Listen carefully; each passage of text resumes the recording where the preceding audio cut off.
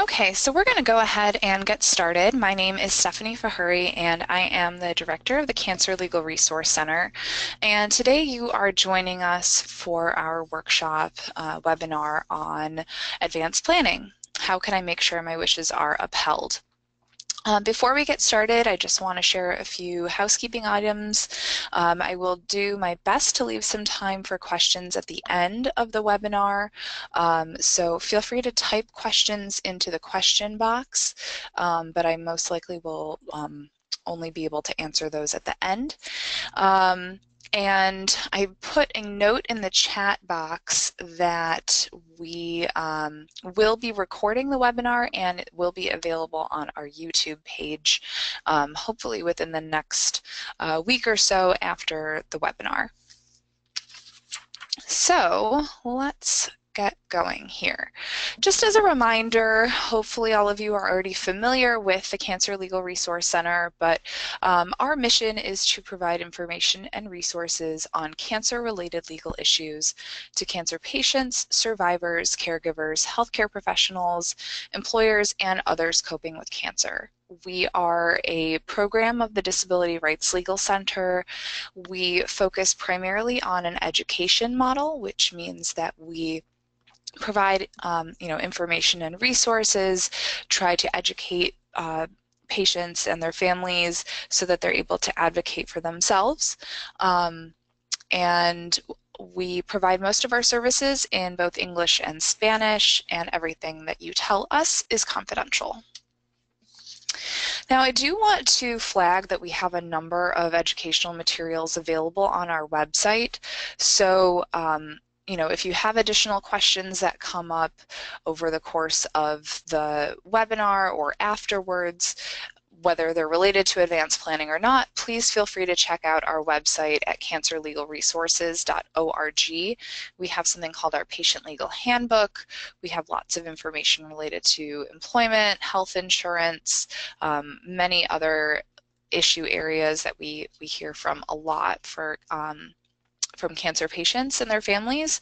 And then we also have a number of other webinars that are coming up over the course of the next 6 months or so. So please do check out our website. If you haven't registered for the rest of the webinars in our series, you can do that online. And I mentioned that I will do my best to answer questions at the end of the webinar today, but if you have other questions that come up, or if it's a question that I'm not able to answer either because I just don't know off the top of my head or it requires more research, please feel free to submit your question online through our online intake form. The URL is right here, clrcintake.org. That's the fastest way to get in touch with us and ask personalized questions. If for some reason you're unable to do that, you can also leave us a voicemail on our toll-free number, and then somebody will try to give you a call back. But I do strongly encourage you to fill out an intake form online if I'm not able to answer your questions today. So you are here because hopefully you would like to learn a bit more about advanced planning and how to make sure your wishes are upheld. Advanced planning is something that you're doing both for yourself and really for your family and loved ones that you will potentially be leaving behind. By planning ahead, you are making sure that your wishes are carried out regarding your property and potentially with respect to your medical treatment. And you're also reducing confusion and hopefully disagreements between family members. We will be referring to a number of free resources that are available online, but essentially, I'm here to give an overview of many of the advanced planning documents that we feel are very important for people to have in place, regardless of whether they are currently sick or not. So here's a little bit of a roadmap for what we're going to be discussing today. Part one, people and property. So that includes wills, trusts, powers of attorney for finance. And then we'll switch gears and talk about advanced planning with respect to healthcare. So that includes advanced healthcare directives and its component parts, known as powers of attorney for health. In some states, they recognize something called a living will. So we'll talk about, how to plan ahead for healthcare as well. So the first step when we are talking about advanced planning or estate planning, and we're thinking about people and property, the first thing to think about is, what is your estate? And even the word estate, I think, can be a little confusing for people. You know, my gut reaction when I first think of something called an estate, I think of some sprawling grounds with a huge mansion like Downton Abbey. But realistically, your estate consists of all of the property or interests in property that you own, no matter how big or small. So even if you are, not in possession of a huge mansion with a sprawling estate and, gardens and butlers and all of that, you know, whatever it is you do own, whether, maybe it's a house, maybe it's a car, maybe, you have a collection of things, or you have, any types of stocks, bonds, real estate, bank accounts, all of the things on this list. Maybe you don't have any of these things and all you own is the shirt on your back. That is still your estate. You are still someone who has an estate. And so once you have an idea of what property you actually have, maybe your grandmother gave you some bonds for your birthday when you were little. Well, that's part of your estate, even if it's not something that you think about or use on a daily basis. But once you have an idea of, okay, what are the things that I own, including debts, things that you owe to people or debts that other people owe you, then you can begin to think about who you would like to give the property to when you pass away. So we do have one handout, I believe, on our website called our personal records file, and it gives you an opportunity to sort of take inventory of what types of property you own. That can be sort of helpful when you're starting the process of planning ahead. And so when you start thinking about, okay, here's all the property that I own, you also need to think about, how do you own it? Are you the sole owner? Have you purchased something with somebody else so you have some sort of joint ownership? You can only give away something that is entirely yours, so you can only give away your share if you own something with somebody else. So, for example, joint ownership can take a few different forms. One really common type is with rights of survivorship. So that often happens if you own a house, especially if you own a house with a spouse. In many states, the assumption is that you own the house with your spouse with rights to survivorship. So that means you potentially might not be able to give away any part of your house if your spouse owns it with the right of survivorship. That means that they would get your share automatically when you die. But if you own something like, let's say you own a car, and you own that with a sibling, maybe you and your sibling share a car, that means that, potentially if you own 50% of the car, although this is maybe a logistical nightmare, you would potentially be able to give away your share of the car to somebody else when you pass away. In some states, there's also something called community property. That's what the law is here in California. And that governs property owned by spouses during the marriage. And it essentially means that all property that is accumulated by two spouses during their marriage becomes joint property, even if it was originally acquired in the name of only one partner.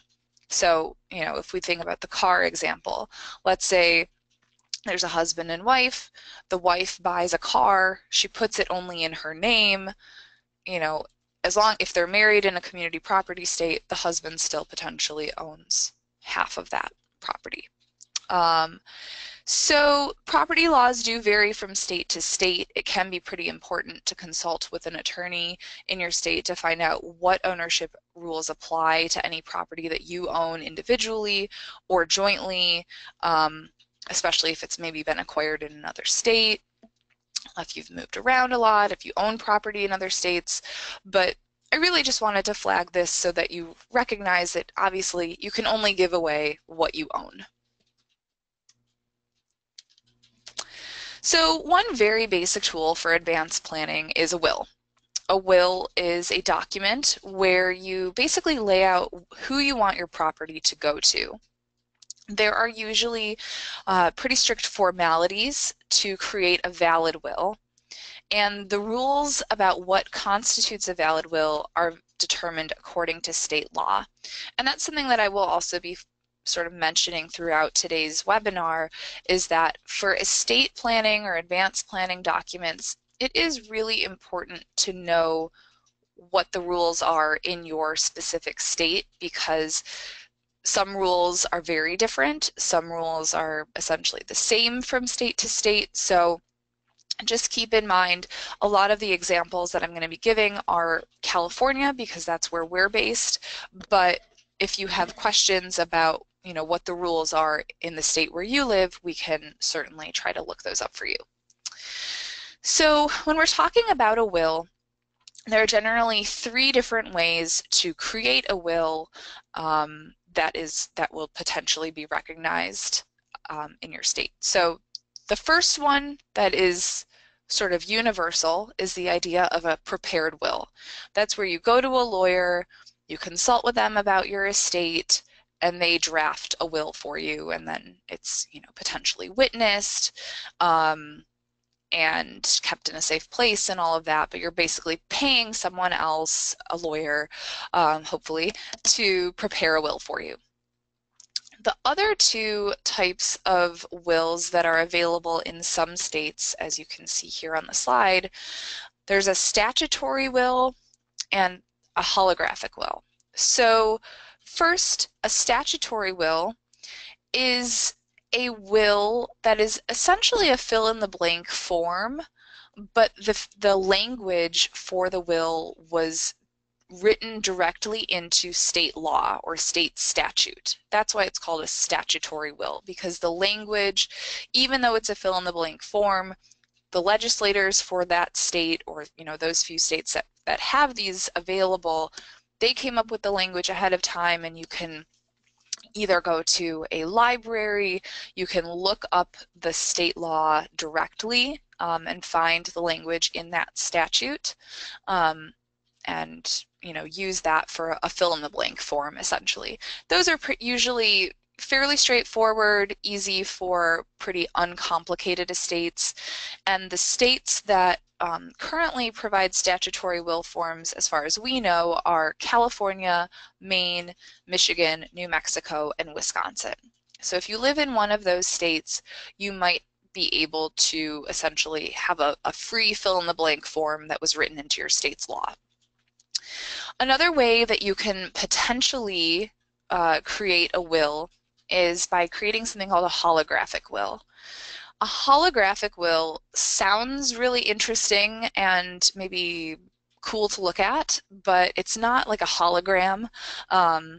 It's actually what it means when you have a holographic will is that the will is written completely in the person's handwriting. It's not recognized in every state. And holographic wills generally do not have to be witnessed. For some of these other wills, and again, this varies from state to state, but for the most part, most of the time, if you have a prepared will or a statutory will, it has to be witnessed by 2 people who aren't going to be receiving anything in the will, 2 disinterested witnesses. For a holographic will, if your state recognizes it, usually it has to be dated and signed, and it has to just be completely in the person's handwriting.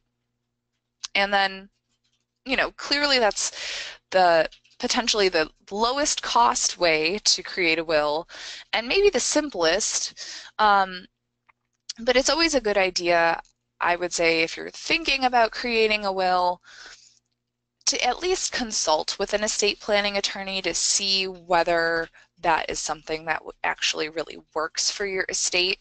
If you have a more complicated estate plan, maybe you have a complicated family, or you own multiple properties or businesses, and anything that might make it somewhat complicated for figuring out who you want things to go to or how things should be divided, a holographic will might not make the most sense.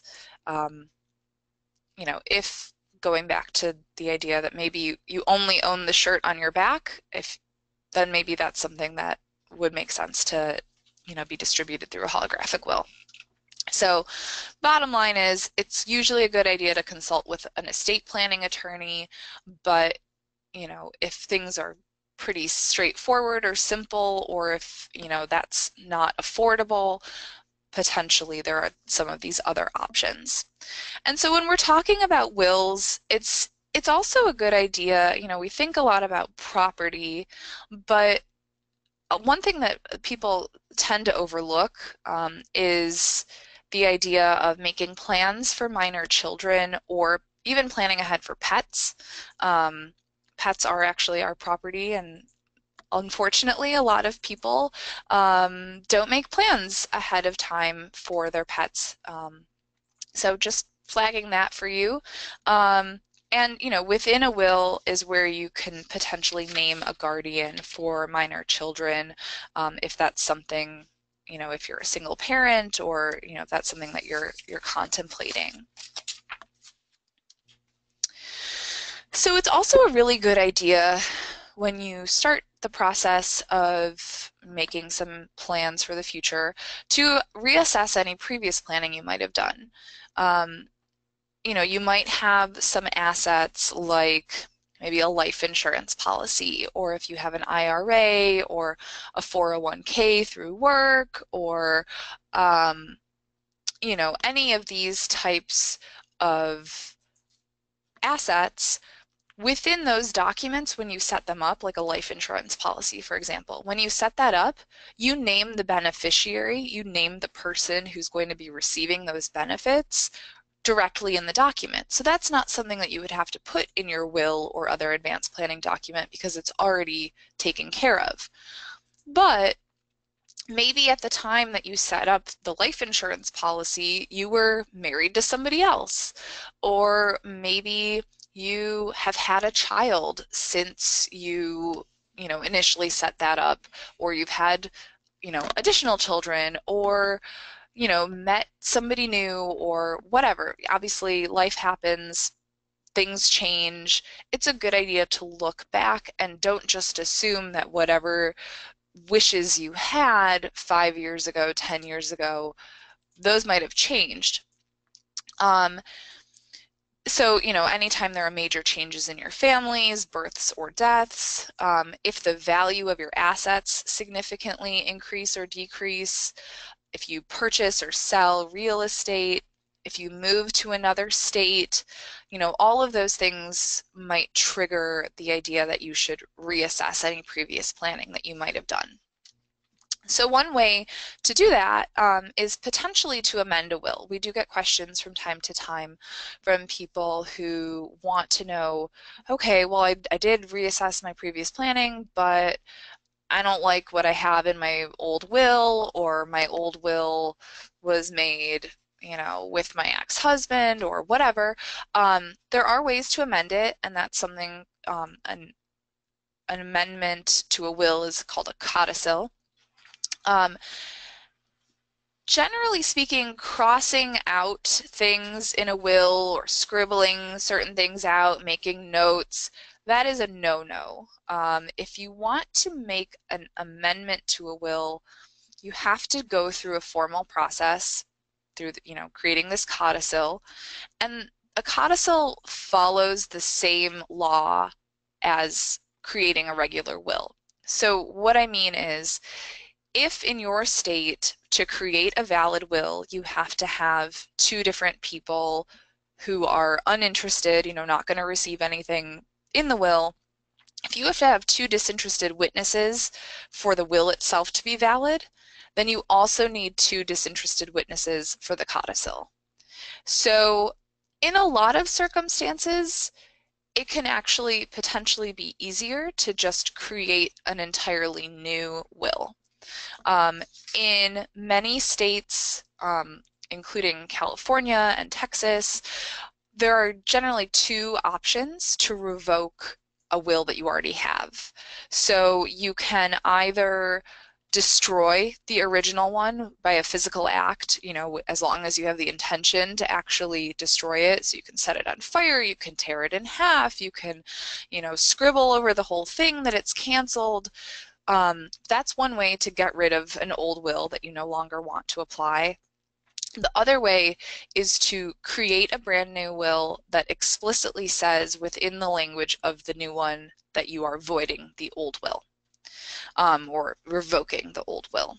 So, essentially don't just cross out or handwrite little notes in the margins, or, write someone else's name in if it seems like, maybe you've had a falling out with somebody. A lot of times it can just be maybe less confusing to go ahead and just create an entirely new will altogether. But again, it's a good idea to check with an estate planning attorney just to make sure that you're doing everything according to your state's laws. So we get questions from time to time. People want to know, what happens if I don't set up a will? Well, that's called dying intestate. If you haven't made an estate plan, you have died without a will or trust, it's called dying intestate. And your property would then be divided by something called intestate succession. I have this table on here. The table of consanguinity shows different degrees of relationship, but essentially, if you die intestate, generally your property is distributed to your spouse and then potentially to your children. If you don't have a spouse or a child, then it potentially goes to your parents or to your brothers or sisters.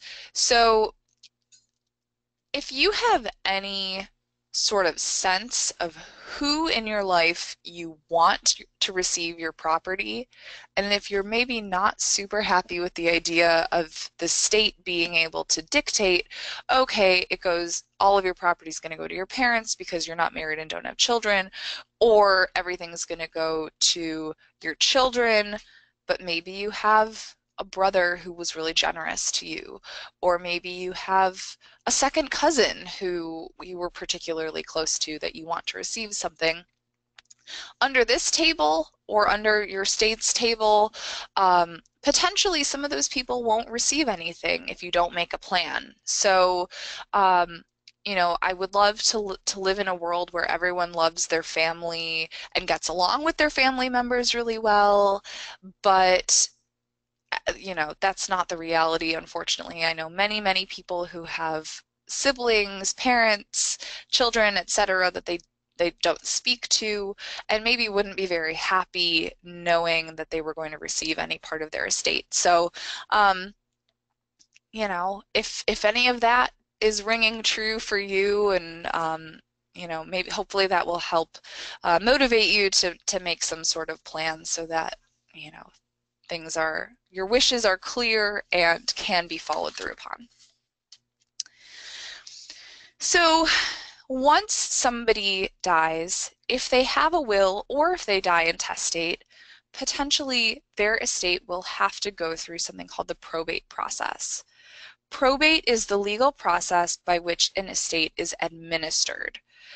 In addition to making sure that the executor of your estate, the person in charge of distributing your property.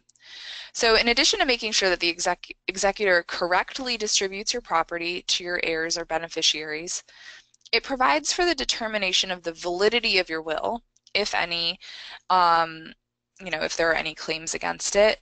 And then also any claims by creditors against your assets at your death.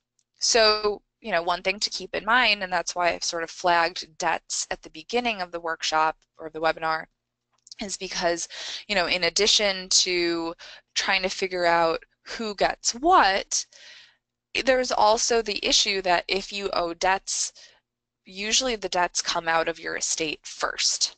So if you owe medical bills, or, a mortgage, or, some of these other, or if you have consumer debt or anything like that, the creditors will often come against the estate to try to claim, what they're owed, and that's done during the probate process. Now, if the person doesn't have enough money in their estate to pay those bills, then obviously, that gets worked out. But also, if you have a smaller estate, some states, including California, but many others, will allow smaller estates to either skip the probate process or go through an abbreviated version, a shorter version of the probate process, because sometimes, especially if there are disputes, or if it takes a long time to sell property, or the probate process can sort of drag on for quite some time. Probate can be costly as well, because there are usually attorney fees. There might be fees for paying the executor of the estate, who may or may not be the attorney. Time consuming. It's also public, so the provisions of your will and the value of your assets do potentially become a public record. And so one way to avoid that is to actually create a trust. So a trust is another estate planning document where you make a plan for what happens to your property when you die. A trust is an arrangement whereby one person, called a trustee, holds legal title to property for another person, called a beneficiary. There are many different types of trusts. You might have heard of a charitable trust, where you leave your money to a charity and somebody is administering that. Certainly there are trusts for, you've heard of trust fund babies, people who have trusts set up for them, so they maybe don't ever have to work, and they just are able to pull some sort of salary from their trust, or stipend. Those aren't what we're really talking about here. We're talking about the type of trust, either a living trust or possibly a testamentary trust, which is something set up in your will. But the main advantage of having a living trust is that it avoids having your family have to go through probate at the end of your life. So, once you die, if you have a trust, things are a little bit more straightforward potentially, and you don't have to go through the probate process where there's, a judge and administering and all these administrative fees. The costs that you have to pay upfront to establish a trust are potentially more than if you pay an attorney to draft a will for you. But compared to the cost of probate and going through probate, it might end up being less expensive in the long run. So again, it's important to consult with an attorney if you are thinking about setting up a trust. Generally speaking, for maybe more complicated estates, again, if you own real estate or business, lots of property, maybe multiple family members, whatever, those are the situations where it might be preferential to set up a trust, but everyone's situation is different, and so again, we really recommend talking to an estate planning attorney to sort of figure out what's best for your situation and your family. So I sort of went over a couple of these things already, but the most common type of trust is a living trust. It's a written agreement where you name beneficiaries and include instructions on how you want your property distributed. You would be called, if you're the one setting up the trust, you are called either the trustor, the settlor, and then you name someone to be in charge of managing the trust, known as the trustee, who is responsible for distributing the property in the trust directly to the beneficiaries. You can name yourself as the trustee during your life as long as you potentially name somebody else to be the trustee when you die. So for example, my grandmother had a trust set up. She had a very modest estate, but she was the type of person who always, dotted every I, crossed every T. She was very, very well prepared. So during her life, she was the trustee, which meant that she was able to make changes to, what was in the trust, what was maybe not part of the trust. And then when she died, she named my mom, her daughter, as the trustee. So then her daughter was the one that was in charge of distributing the property according to the instructions in the trust. So pros and cons for both wills and trusts. Wills are easier to set up initially. Potentially, trusts are a little bit more complicated and really do require having an attorney help you, but everything is kept private within a trust. You avoid probate. A will might be more public, and probate is potentially required. So what if you need help managing your property now? Everything we've talked about so far with respect to wills and trusts are plans for what happens after you die. But there are a lot of people who are going through treatment, maybe have surgeries scheduled, maybe are concerned about what happens if they become incapacitated, unable to make decisions for themselves, and they want to know, okay, well, who can start paying my bills now before I die, so that my house isn't foreclosed upon while I'm in the hospital or something like that. So there is a document called a power of attorney for financial affairs, and this document, a power of attorney for financial affairs, is a legally binding document that you prepare or have prepared for you, where you choose a trusted person known as your agent, or often known as your power of attorney, to act for you if you become incapacitated. Incapacity is usually determined by a doctor or a judge. And for, in most states, again, the rules for making it valid might vary, but it often has to be notarized or possibly witnessed, but usually notarized.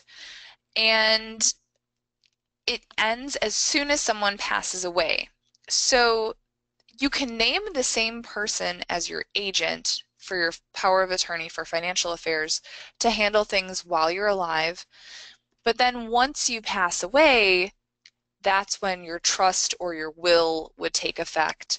And so maybe you want that person who was your agent while you were alive to be the trustee or the executor of your will, but maybe not. You might want to name two different people. That's really up to you. So there are a couple of different types of powers of attorney for financial affairs. Many people want something called a durable power of attorney. Durable means that it will last even when you become incapacitated. So, that's fairly common that people, the reason that they want someone to be able to help them with their, to be their power of attorney or be their agent is because when they become incapacitated and unable to make financial decisions for themselves, they want to have someone that they trust making those decisions for them. So in that case, it would have to be durable if it's going to last through incapacity. Some people are totally fine with having somebody become their power of attorney or their agent effective immediately, even if they're not yet incapacitated. Let's say, if my mom was in the hospital, maybe she's not incapacitated, but she needs someone to be able to go to her bank and, sign checks for her. Maybe she doesn't have access to the checkbook, or maybe she's, weakened but not, incapacitated. There are a number of different scenarios where somebody might want someone to, have this power immediately. But a lot of people, as you can imagine, are probably, they're fine managing their finances now. They just want to have this document in case they become incapacitated, in which case you would need something called a springing durable financial power of attorney. A springing power of attorney means that it springs into action when some event takes place. In this case, it would be potentially that you become unable to make choices for yourself. So bottom line, most people want something called a springing durable power of attorney. You usually do not need a lawyer to draft this for you. There are a lot of free forms available online, just like there are potentially statutory will forms. There are a number of states that have what's called a statutory power of attorney form. And so you can, again, go to a law library, go to a public library, check with your state bar's website. Often the state bar will have some free forms available on their website. So I just wanted to make sure that that's clear, that you don't necessarily have to go to a lawyer and pay somebody to set this up for you. There might be free forms that you can download. There are obviously also any number of forms that you can download that you pay for. And then, you would potentially get it notarized. Some hospitals have notary services, most banks do. You may or may not have to pay for that. And speaking of banks, I also just wanted to flag that many banks have their own powers of attorney forms. And so although they would still have to recognize if you have a power of attorney filled out, one thing that might make life easier for both you and for whoever it is you're naming as your agent is to double check at your bank to see whether they have a separate form and to just fill that out as well. That way there's no confusion when your neighbor who you trust and you've been friends with for a very long time shows up at your bank and says they need to withdraw money or sign a check. There won't be any sort of issue where they're maybe double checking your power of attorney form if they already have something on file. So one last question that we get pretty frequently when we're talking about protecting assets, making sure your wishes are upheld, etc. We do get questions from people who say, okay, well, I know that Medicaid has expanded in my state, or even if it hasn't, oh, I've heard that the state can take my house if I receive Medicaid. And just as a quick little aside, Medicaid is a healthcare coverage plan that is administered in each individual state. Usually it's for people who are very, very low income, and traditionally has also been for people who are low income and low assets, and also meet some other sort of eligibility criteria like being disabled or over 65 or pregnant, etc.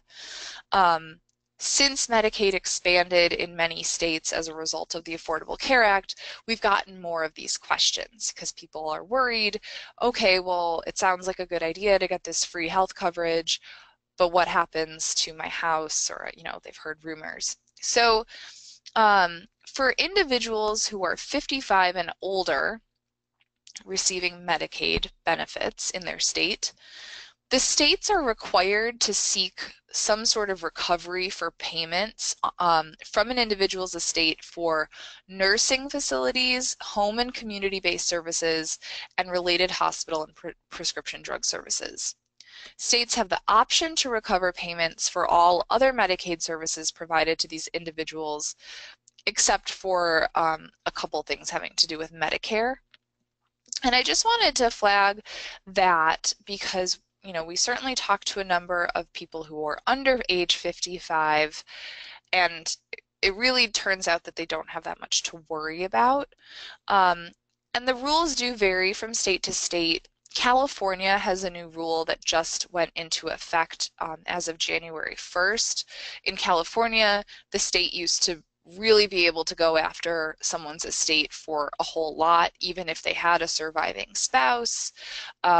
They could come after the estate once the surviving spouse finally passed away. That has changed quite a bit. So I just wanted to make sure that that was sort of on your radar in case you are someone who is receiving Medicaid, or if you have patients who are on Medicaid and concerned about estate recovery, or the state taking their home. They really can only come after the person for nursing home or home and community-based services, and they potentially would collect that money from the estate once that person has passed away. And if you have additional questions about estate recovery, we can try to go into those either at the end or offline. Okay, so switching gears here a bit now, I want to switch over to planning ahead for healthcare. So there are a number of different tools for planning your medical treatment at the end of your life, or if you're unable to make decisions for yourself. So, for these healthcare planning tools, I do want to flag that some of them are for people who have terminal illness, are at the end of their lives, but not all of this is only applicable to people who are nearing death. I think my personal opinion is that everyone should have an advanced healthcare directive, because even if you're perfectly healthy, or even if you've already, come through the other side of treatment and you're cancer-free, anyone can be in a terrible car accident. Anybody can, have any sort of thing, strike them down at any particular time, or, make them potentially incapacitated, even if just for a short period. So it's a good idea to make these types of plans ahead of time, so that your family isn't struggling to figure out what it is your wishes would have been. And again, these requirements do vary depending on where you live. So for more specific questions about what the rules are in your state, you can always contact us directly. So the first thing that I want to discuss is advanced healthcare directives. There is a great free resource called caringinfo, caringinfo.org. They also have a helpline here. And CaringInfo has free advanced healthcare directive forms with very clear instructions for every single state. So regardless of where you live, again, this is not something you have to go talk to an attorney for. This is not something you should have to pay for. I know there are some forms available online where you do potentially pay, but if you are looking for a free resource, definitely check out CaringInfo. If you have family that live in other states and maybe you've already taken care of everything for yourself, print out a copy or email them a copy. Really encourage your family to fill out these types of forms. And because the instructions are pretty clear and they're available for free in every single state, there's really not much of an excuse that they could give not to fill it out. So an advanced healthcare directive is a written instruction, essentially, that state a person's wishes about the medical care and treatment they want to receive if they are unable to make medical decisions for themselves. Advanced healthcare directives are intended to avoid unwanted care, reduce suffering, and ensure a person's wishes are honored at the end of their life. For example, within your advanced healthcare directive, you can state your desires regarding life-sustaining or life-prolonging medical treatment or pain relief. So in California, we have 4 parts to an advanced healthcare directive. Some states only have 2 parts, or some states only have the naming of an agent as part of their advanced healthcare directive. If you're not sure about your state, like I said, I highly recommend checking out CaringInfo and looking at what the rules are for your individual state. But I'm going to go through what the rules are here in California, because some of these sections are the same in every state. So first, Part 1, It can be called power of attorney for healthcare. It can be called naming your agent. Sometimes it's called naming your medical decision maker.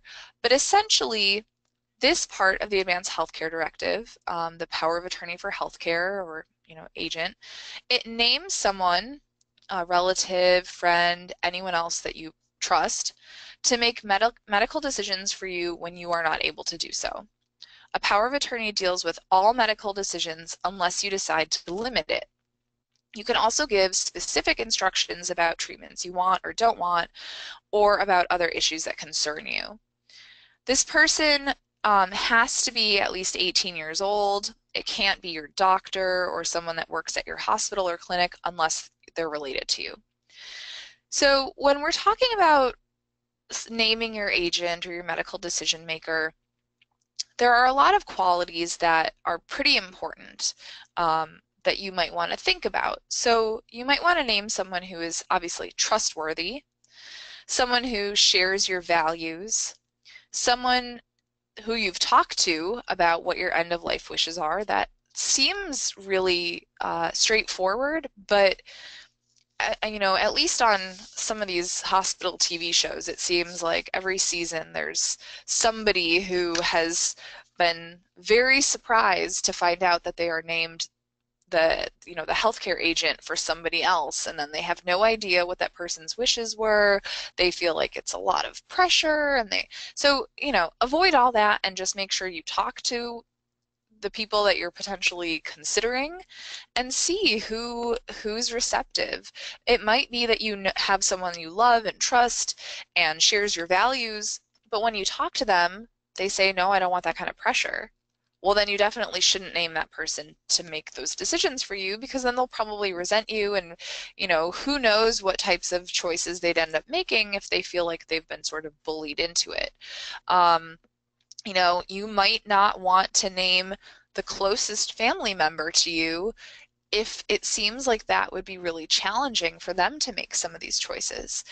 For me personally, I would never name my mom to be my healthcare agent because, again, these are my values and my opinion, but in many circumstances, I wouldn't want life-sustaining treatment or, to be on a ventilator, for example. Maybe that's not something I want. Maybe it would be really hard for my mom to make that kind of choice for me. So, for some people, it might make sense to pick the family member or friend or loved one who is maybe the one who can detach with love. My brother is pretty he's a very rational thinker. He is, he loves me to death, but he's the person that I would trust to make some of those hard choices. So those are all things that are really important to think about. You might also want to think about, okay, well, where do these people live compared to where I do? It's great if your, closest friend, that you trust them and that they share your values and they're willing to do this. But if they live on the other side of the world, it might make them difficult to be contacted if there was an emergency. In those situations, it can be a really good idea to name an alternate agent. So while I don't think anyone would recommend that you name co-agents to people, because you never know what they might disagree on. So if you have two children, or let's say you have two sisters, you might not want to name both sisters to be co-agents, but because if they disagree, then who gets to make the final call? That can be really hard. But if one sister lives locally and the other one lives far away, maybe it makes sense to name the local one as your primary, and then if she's not able to serve for whatever reason, she's unavailable, she doesn't feel comfortable, she's sick herself, etc., then at least you have an alternate that they could look to. So, part 2, once you have named your agent, you can also get pretty specific about what your wishes or goals are. So some people they just trust their agent 100%. They don't really, they feel like, it's not really necessary to make very specific instructions. Other people have a lot of opinions and a lot of thoughts on, what types of medications they would want, what types of treatments they may or may not want, maybe how long they would want to have certain types of life-sustaining treatments. Again, I watch Grey's Anatomy, so that's where some of my more dramatic uh, examples come from. But there was one doctor who put in his advanced healthcare directive that he only wanted to be on a ventilator for 2 weeks, and after, I think it was 2 weeks, and after 2 weeks, if it didn't seem like there was any hope, or maybe it was a month, but if it seemed like after that amount of time there wasn't any hope, then he wanted to be disconnected from the machines. You can get as specific as you want, or you can just say, I trust my agent to make all these choices. They'll make choices based on what the doctors are telling them at this time. You really can't anticipate every situation that you might be in. So, I think potentially having some sort of guidance within the instructions can be helpful. But if you really trust your agent and your alternate agent to make those choices, you can certainly leave this section blank if you want to. Another part of the Advanced Healthcare Directive in several states is organ donation.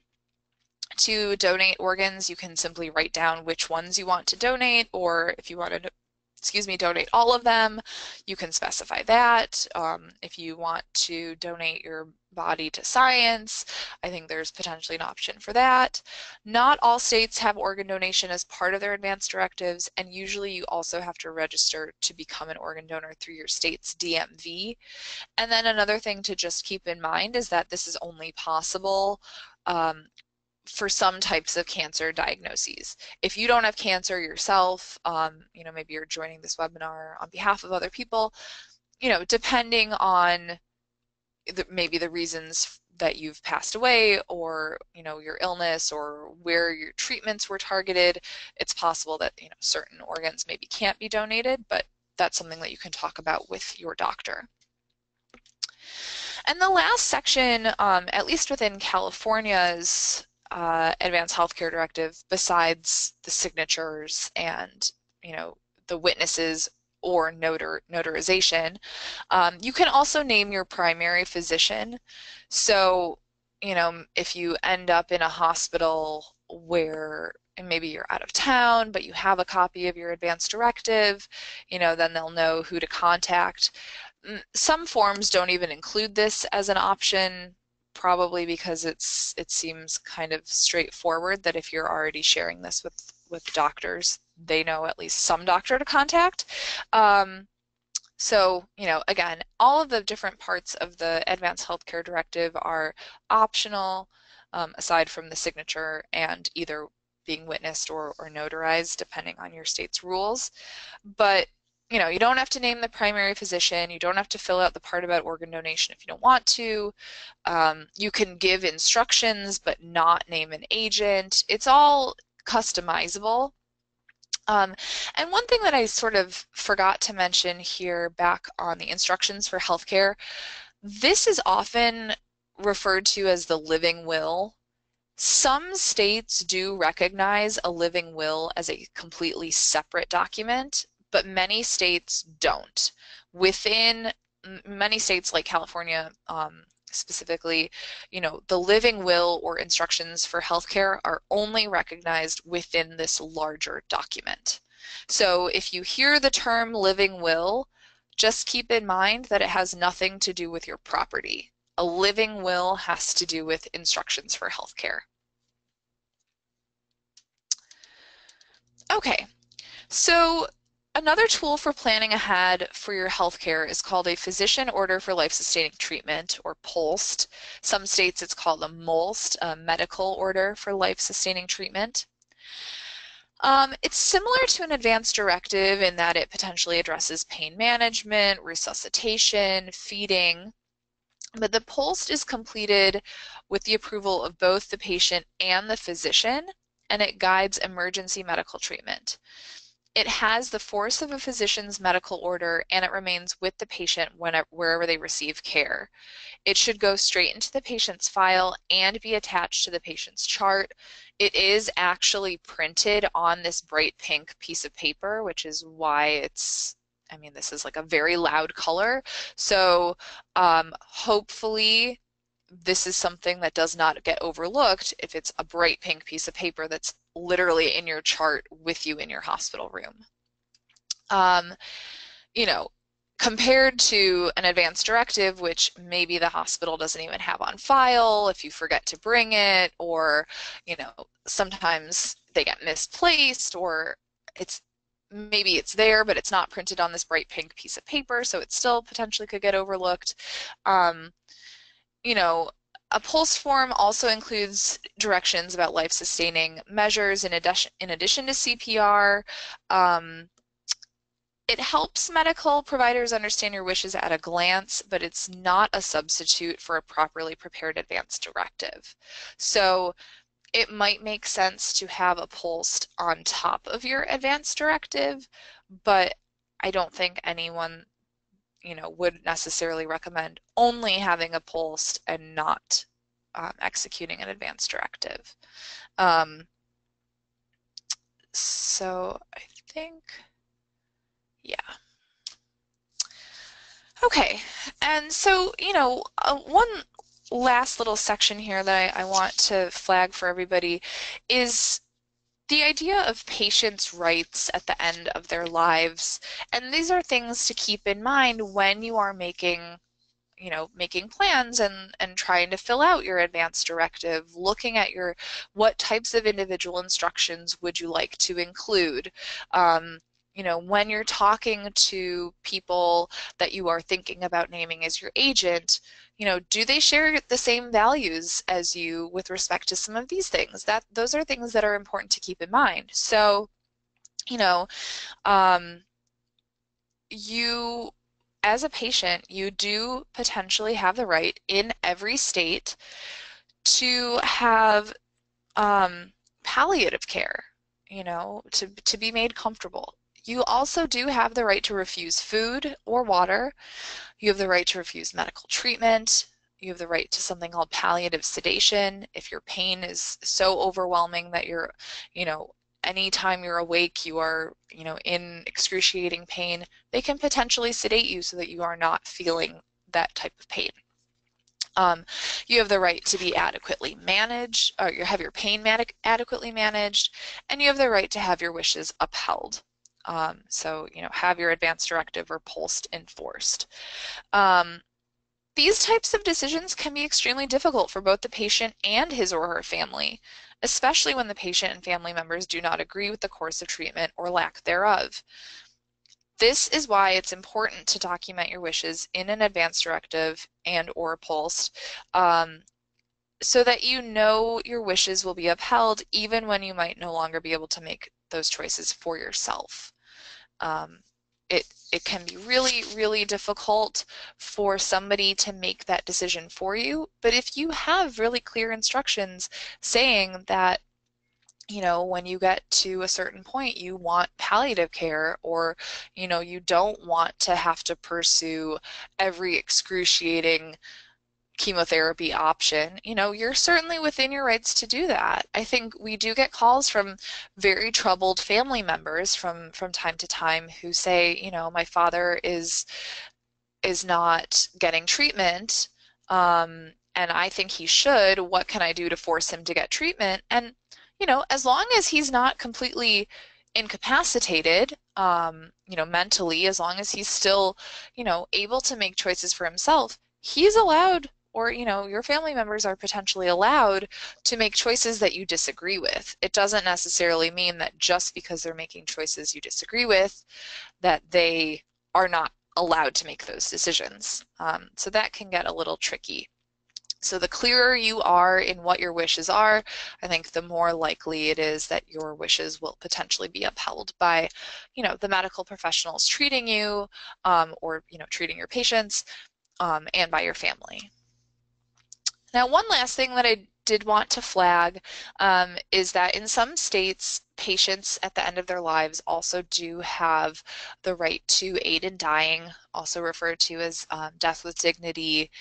And the states that do have the right to death with dignity generally have very specific procedures for making and granting such a request. So usually it's a physician's prescription for a mentally competent, terminally ill patient who can ingest some sort of medication to achieve a peaceful death if suffering becomes unbearable. California just passed the End of Life Options Act in 2015. It went into effect in 2016. And, participation is voluntary for both patients and healthcare providers. Nobody is, certainly encouraging patients to use this option, and health providers are not required to participate in this program if it goes against their values, or if they work at a religious hospital that doesn't recognize this. All of that is fine. Some providers might not be comfortable giving patients information about the act or even providing a referral.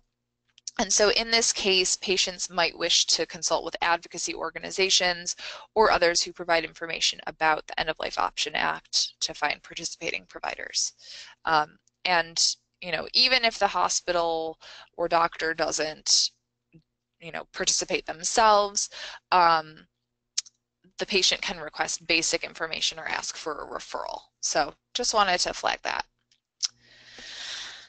And so what if your loved one didn't plan ahead, or what if you don't plan ahead with respect to, making some of these decisions? Well, there is a procedure called conservatorship.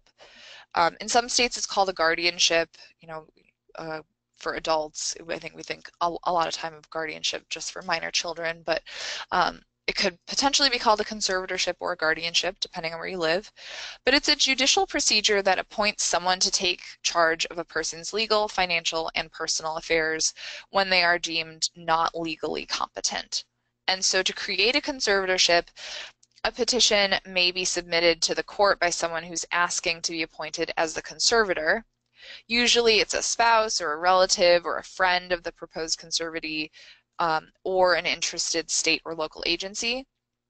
The petition must contain information on why the individual cannot manage his or her financial affairs or make decisions concerning his or her personal care. The court will conduct an investigation and hold hearings to determine if the person is incapacitated and whether appointment of a conservator is required. So this has happened sometimes with some celebrities.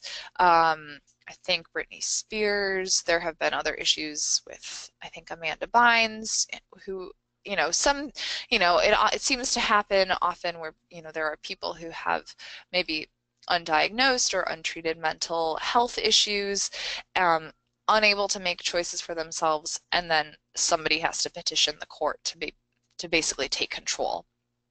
That's obviously not ideal. Anytime you're going to court, you have to pay court fees, you might have to pay a lawyer, and then of course there's the amount of time that it might take. Realistically, if it's within your power at all to avoid any type of situation like this for your family to have to go through, it's a good idea to make an advance healthcare directive, financial power of attorney, a will or a trust. Just get all of your ducks in a row, and then hopefully your family will not have to deal with the conservatorship. I have a few resources here available. Caring Connections, which, the caringinfo.org, they're the ones that have the free advanced planning or advanced healthcare directives for every state. Compassion and Choices does a lot of advocacy around end-of-life treatment and aid in dying issues. 5 Wishes, this is one of those ones where you can download a form. It is something that you would potentially have to pay for, but wanted to put that out there. And then also your state's bar association or local legal aid organization might also have some good advanced planning forms or explanations if you have additional questions. So just to wrap things up here, Really glad that so many of you were able to join us today for this discussion about advanced planning, wills, trusts, powers of attorney, advanced healthcare directives, etc. Now that we have talked about these wishes, now the ball is in your court to take that and move forward by actually putting the pen to paper or filling in the blanks depending on how you move forward with your plan. But don't just talk about your end of life wishes, document them. It's important to have conversations with family and friends. You definitely want to have conversations about treatment options. If you become incapacitated, you want to make sure that you trust that your family understands what your wishes are. But if you don't go that extra step and actually put it down on paper, you're potentially, I'm pulling the guilt card here. You're potentially really putting a lot of pressure on your family to make really hard choices or guess about what it is you might want. So to feel the most empowered, take control of that, move forward, put some of these documents together. As I mentioned, most of them don't even require the assistance of an attorney. So hopefully there shouldn't be too many excuses for why you can't fill them out. So I know I went over just a little bit here, but I'm happy to answer some questions if there are any. And so I'm going to stop the recording now, but I will stick around here for a couple more minutes if there are questions.